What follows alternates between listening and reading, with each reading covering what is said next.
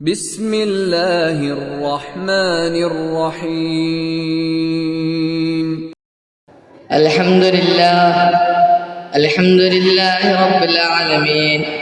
الصلاة والسلام على أشرف المرسلين وعلى آله وصحبه أجمعين. أما بعد، قال رب اشرح لي صدري ويسر لي أمري واحلل عقدة من لساني يفقهوا قولي.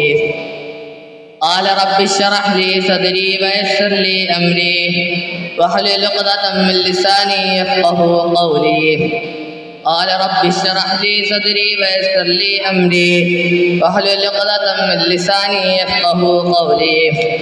وما توفيقي إلا بالله عليه توكلت وإليه أنيب. ബഹുമാനപ്പെട്ട എൻ്റെ ഉസ്താദുമാർ, പ്രിയ മുതഅല്ലിം സുഹൃത്തുക്കൾ, എല്ലാവർക്കും അസ്സലാമു അലൈക്കും വറഹ്മത്തുള്ളാഹി. ഞാനിന്ന് നിങ്ങളുടെ മുന്നിൽ ആഗതനായിരിക്കുന്നതിൻ്റെ ഉദ്ദേശം ഫലസ്തീൻ എന്ന് പറയുന്ന രാജ്യത്ത് ഇപ്പോൾ ഇസ്രായേൽ നടത്തുന്ന ഓരോ ക്രൂരങ്ങളെക്കുറിച്ചും എന്നിലറിയാവുന്ന കാര്യങ്ങൾ നിങ്ങളെ ഉണർത്താൻ വേണ്ടിയാണ്. അതിന് തൗഫീഖ് എന്ന അള്ളാഹുവിനെ ഞാൻ ആദ്യമായി സ്തുതിക്കുന്നു. അൽഹംദുലില്ലാഹി അലാ കുല്ലി ഹാൽ.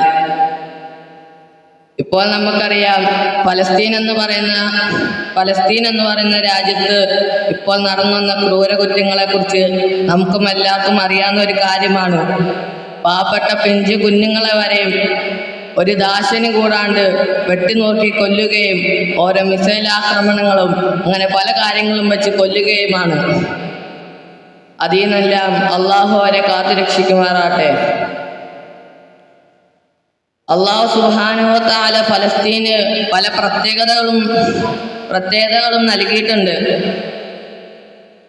നമുക്കെല്ലാവർക്കും അറിയാം, മുസ്ലിമുകളെ ആദ്യത്തെ ഖിബ്ല എന്നറിയപ്പെടുന്ന ബൈത്തുൽ മുഖദ്ദസ് സ്ഥിതി ചെയ്യപ്പെടുന്നതും ഫലസ്തീനിലാണ്. അതുപോലെ തന്നെ പല പ്രവാചകന്മാർ ജന്മം കൊണ്ട് അനുഗ്രഹീതമായ മണ്ണുമാണ് ഫലസ്തീൻ. ആ മണ്ണിലാണ് മൃഗങ്ങളെ കൊന്നു തള്ളുന്ന പോലെ മനുഷ്യജീവനുകളെ കൊന്നു തള്ളിക്കൊണ്ടിരിക്കുന്നത്. സത്യമേതാണ്, അസത്യമേതാണ്, നന്മ ഏതാണ്, തിന്മ ഏതാന്ന് പോലും അറിയാത്ത പാവപ്പെട്ട പിഞ്ചു കുഞ്ഞുങ്ങളെ കൊന്നു തള്ളുകയാണ് ജൂതസംഘം. 18-ാം നൂറ്റാണ്ടിൽ യൂറോപ്പിൽ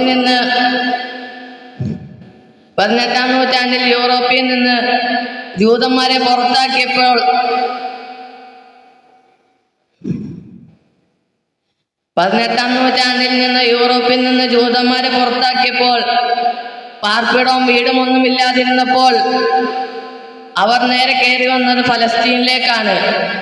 അവരാണ് താമസിക്കാൻ വേണ്ടി അവർക്ക് വീടും ബാക്കിയുള്ള കാര്യങ്ങളെല്ലാം ചെയ്തു കൊടുത്തത്.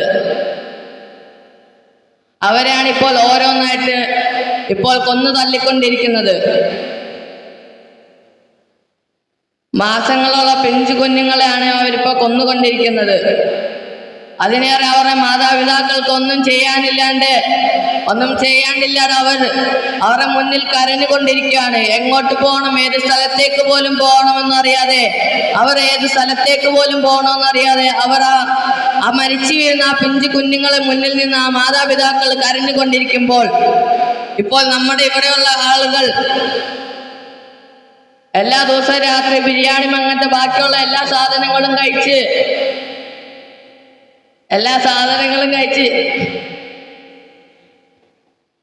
ഒരു ബോധമില്ലാതെ കിടന്ന് ഉറങ്ങുകയാണ്.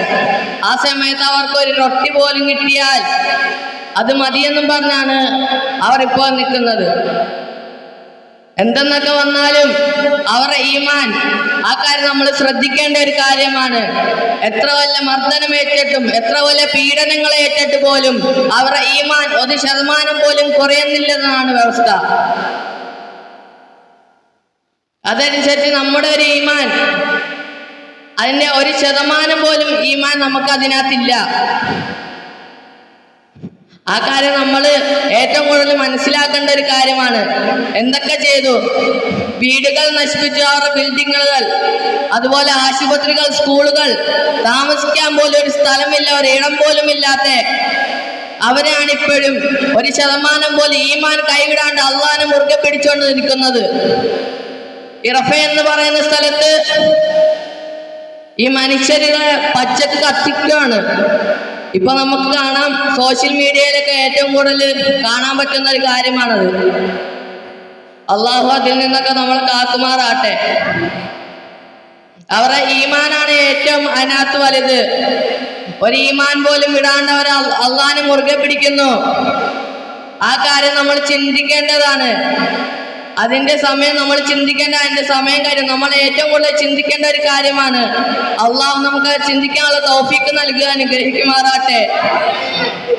അവരെ ജൂതന്മാരെ എന്ന് അള്ളാഹു അവരെ ഇജ്ജത്തിലാക്കുമാറാട്ടെ, ശത്രുക്കളെ തോൽപ്പിച്ച് നൽകുമാറാട്ടെ എന്ന് പറഞ്ഞുകൊണ്ട് എൻ്റെ വാക്കുകൾക്ക് ഉപസംഹരിക്കുന്നു. വാഹിർ ദഅവാന അൽഹംദുലില്ലാഹി റബ്ബിൽ ആലമീൻ. അസ്സലാമു അലൈക്കും.